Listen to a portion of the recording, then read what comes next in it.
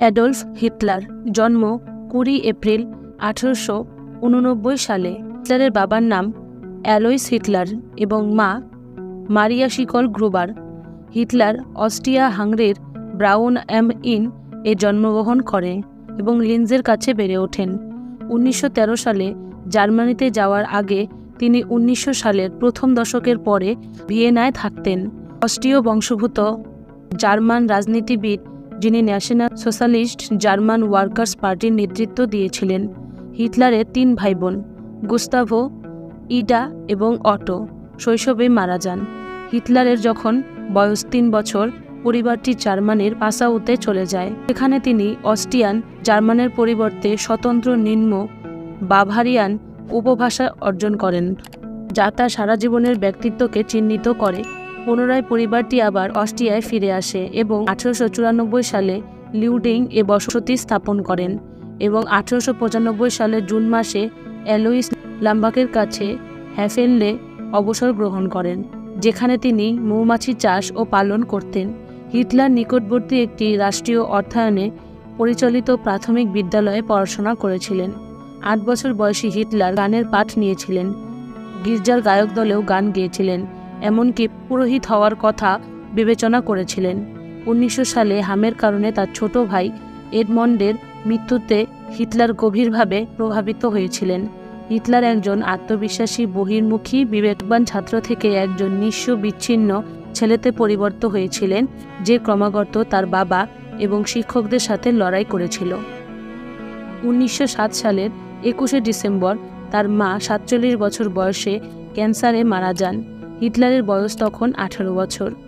1909 সালে হিটলারের অর্থ ফুরিয়ে গিয়েছিল এবং গৃহহীন আশ্রয় এবং একটি পুরুষদের আস্তানায় বোহেমিয়ান জীবনযাপন করতে বাধ্য হয়েছিল। তিনি একজন নৈমিত্তিক শ্রমিক হিসেবে এবং ভিয়েনার দর্শনীয় স্থানের জল রঙের ছবি আঁকা ও বিক্রি করে অর্থ উপার্জন করেন। অনেক অস্ট্রিয়ান জার্মানদের মতো হিটলার অল্প বয়স থেকেই জার্মান জাতীয়তাবাদী ধারণাগুলি বিকাশ করতে শুরু করেছিলেন। হিটলার প্রথম বিশ্বযুদ্ধে সৈনিক হিসেবে যোগ দিয়েছিলেন। পরবর্তীকালে ভাইমার প্রজাতন্ত্রে নাৎসি পার্টির নেতৃত্ব লাভ করেন। অভ্যুত্থান করতে গিয়ে ব্যর্থ হয়েছিলেন, যে কারণে তাকে জেল খাটতে হয়েছিল। জেল থেকে ছাড়া পেয়ে মোহনীয় বক্তৃতার মাধ্যমে জাতীয়তাবাদ, ইহুদি বিদ্বেষ ও সমাজতন্ত্র বিরোধিতা ছাড়তে থাকেন। এভাবেই একসময় জনপ্রিয় নেতায় পরিণত হন।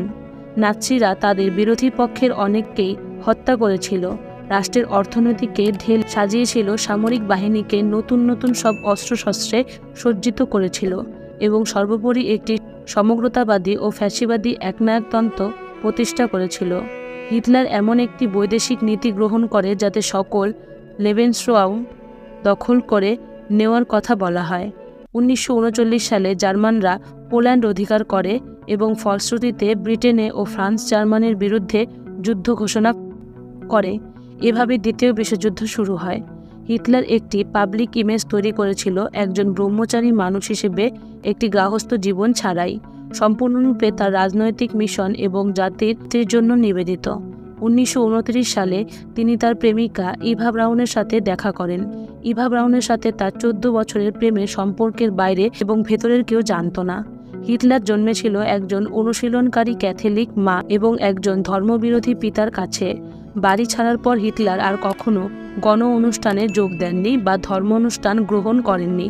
অ্যালবার্ট স্পিয়ার বলেছেন যে হিটলার চার্চের বিরুদ্ধে তার রাজনৈতিক সহযোগিতার কাছে বিদ্রোহ করেছিলেন এবং যদিও তিনি আনুষ্ঠানিকভাবে গির্জা ছেড়ে যাননি, তার সাথে তার কোনো সংযুক্তি ছিল না। তিনি যোগ করেন যে হিটলার মনে করেন যে সংগঠিত ধর্মের অনুপস্থিতিতে মানুষ রহস্যবাদের দিকে ঝুঁকবে, তাকে তিনি পশ্চাৎপসারণ মনে করতেন। হিটলারের লেখা গ্রন্থ হল মাইন কাম্ফ।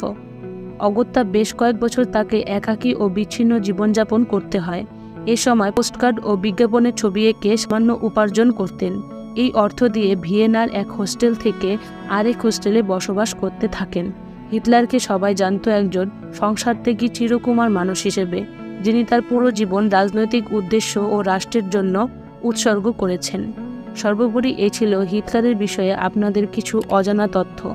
ভিডিওটি ভালো লাগলে লাইক ও শেয়ার করুন।